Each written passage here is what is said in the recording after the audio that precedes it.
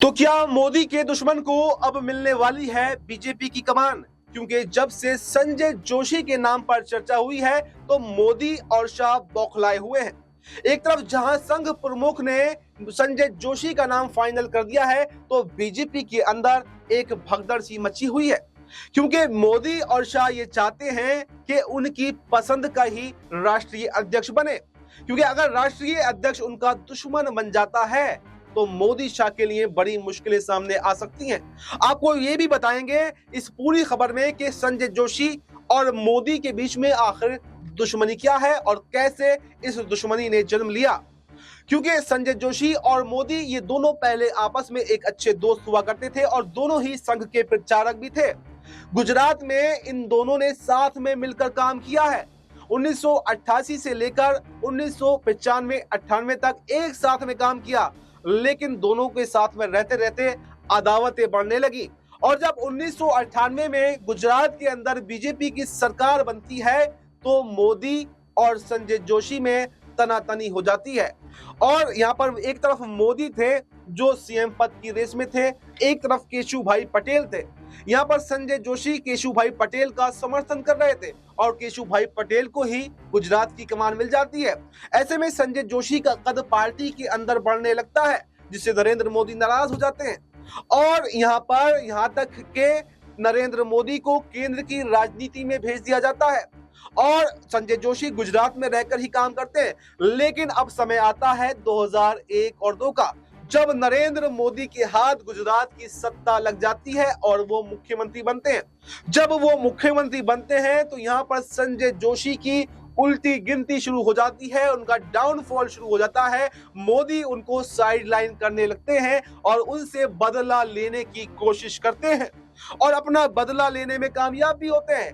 दो उनको केंद्र में भेज देते हैं। जो पहले मोदी को केंद्र में भेजा गया था, अब संजय जोशी को केंद्र में भेज दिया गया।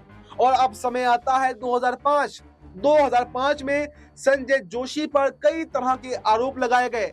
उनके कई एक सीडी वायरल हुई थी जिसमें वो जो है गलत तरीके की हरकतें करते हुए दिखाई दे रहे थे। हालांकि संजय जोशी ये कहते रहे कि मेरी गलत सीडी है, लेकिन वो साबित नहीं कर पाए और कहा तो ये जाता है कि ये पूरी सीडी वायरल करवाने में नरेंद्र मोदी गुट का हाथ था। उनके समर्थित लोगों ने ही जानबूझ करके यहाँ पर संजय जोशी को बदनाम करने के लिए वो सीडी वायरल करवाई थी और उसके बाद में ये देखा जाता है कि संजय जोशी सभी पदों से इस्तीफा दे देते हैं, उनसे इस्तीफा मांग लिया जाता है और वो एक गुमसुम जिंदगी जीने लगते हैं।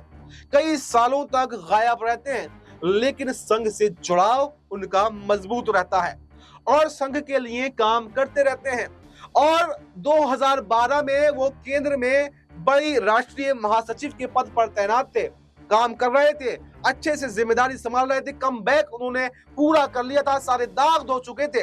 लेकिन अब समय आता है 2014, जब नरेंद्र मोदी प्रधानमंत्री पद के उम्मीदवार होते हैं और सभी सिचुएशन को अपने कंट्रोल में करने लगते हैं।